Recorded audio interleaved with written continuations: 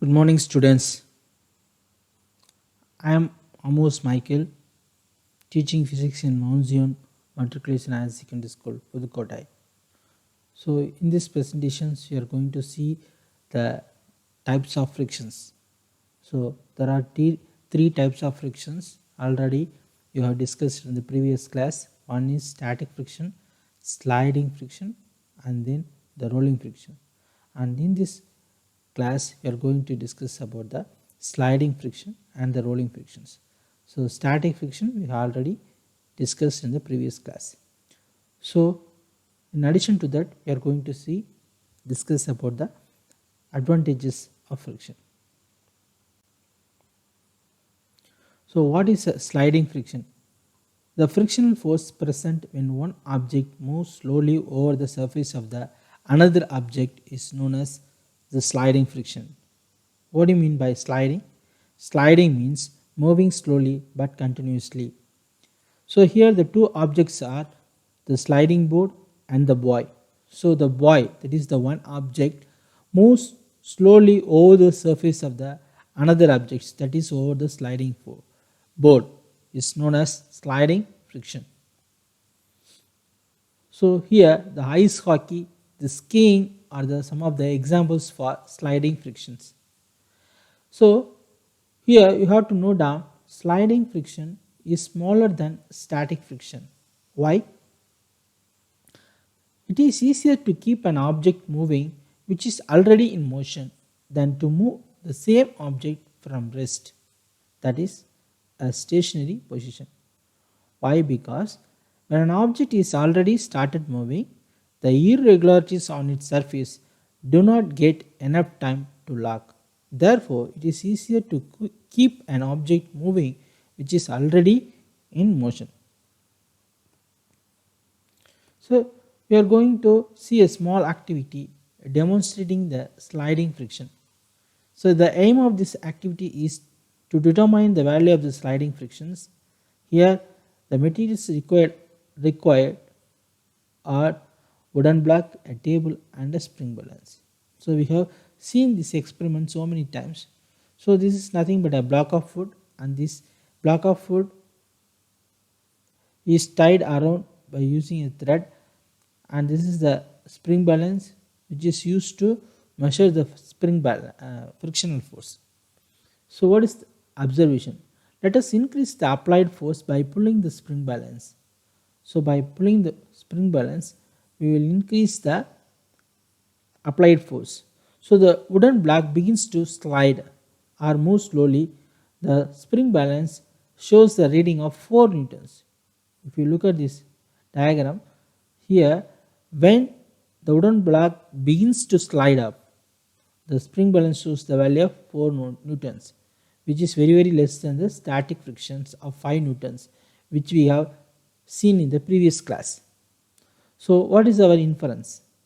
So from this experiment, we conclude that the value of sliding friction is smaller than the static friction. So what are the examples of sliding frictions? Rubbing both hands or our palms together to create heat is an example of sliding friction. Then a sled sliding across a snow or ice. Already told you this one is called sled, that is the sliding board. A boy sliding down in a sliding board. A bottom of a glass being pushed across a table. Here you see a glass of water is placed on the table, and this bottom of glass is being pushed across the table is an example of sliding friction. A washing machine pushed along a floor. The bottom of a chair leg and the floor when the chair is moved out, and two carts in a deck sliding against each other are another examples of sliding friction. So what do you mean by rolling friction? So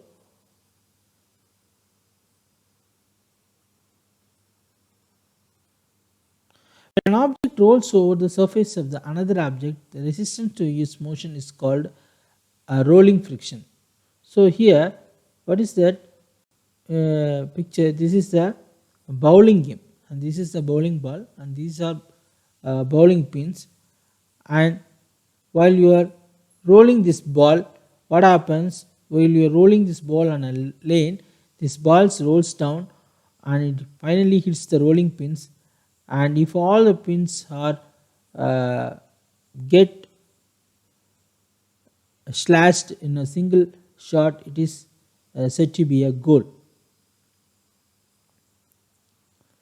So here the rolling friction is a friction that occurs between surfaces in motion, in which one of the surfaces is a wheel, a roller, or ball. Already again I repeat, rolling friction is a friction that occurs between any two surfaces in motion, but the condition is in which one of the surfaces must be a wheel or a roller or a ball. Here some of the examples are given: bike tires, bowling ball, and lane.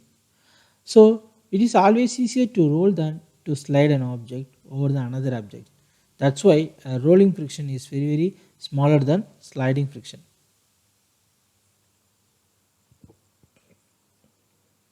So here is an activity demonstrating the rolling friction is much less than the sliding friction.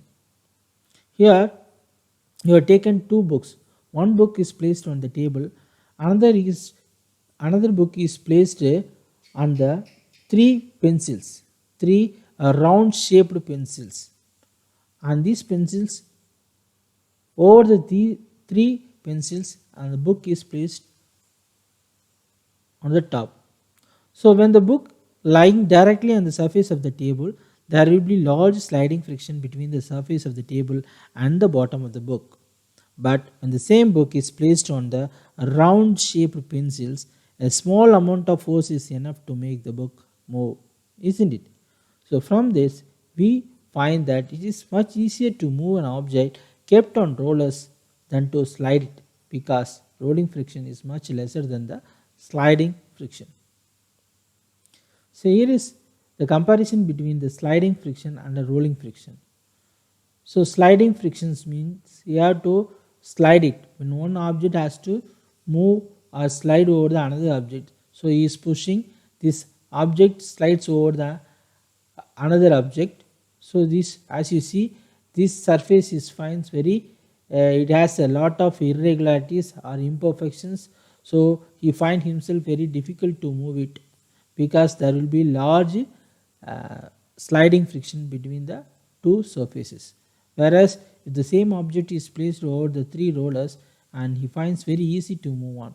Why? Because there will be a less frictional force between the rollers and the surface.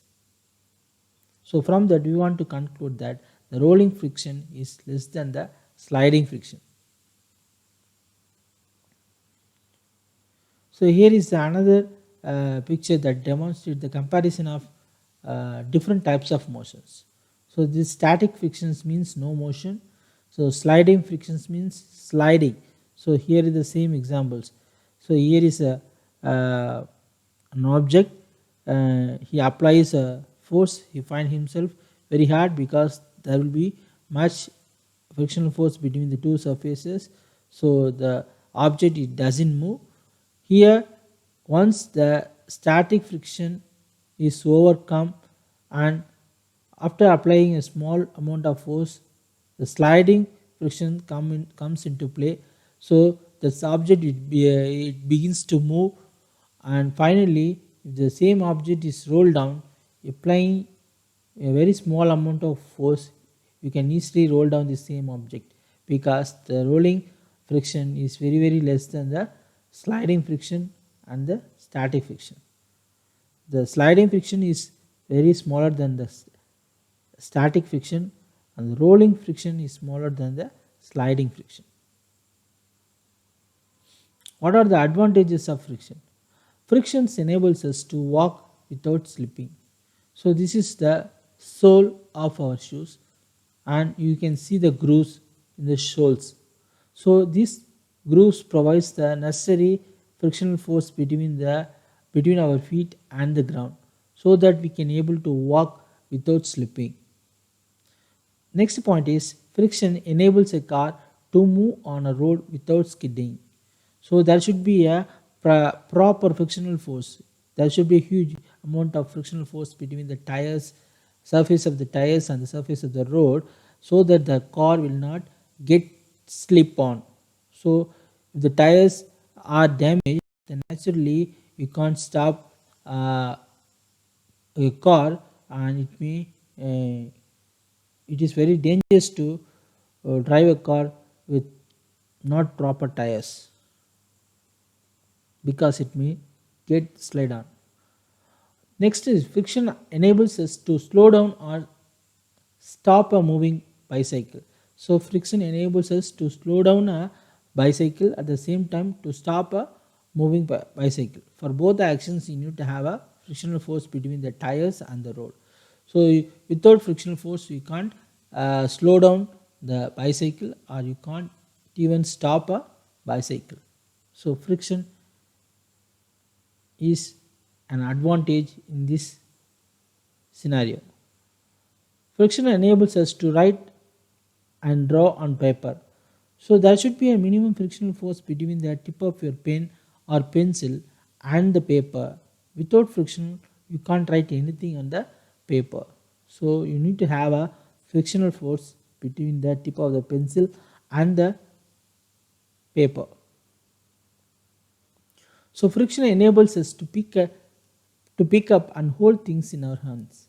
So without friction, you can't even pick up any objects. So in order to pick up an object or hold it in your hands, you need to have a frictional force.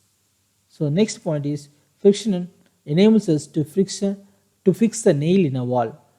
To fix a nail in a wall, you need to have a frictional force. So if there is no friction, you can't fix a nail in a wall. So once again, I want to summarize: for walking, stopping a car, holding things, and for writing anything on the board or paper, and for lighting a matchstick and fixing a nail on a wall.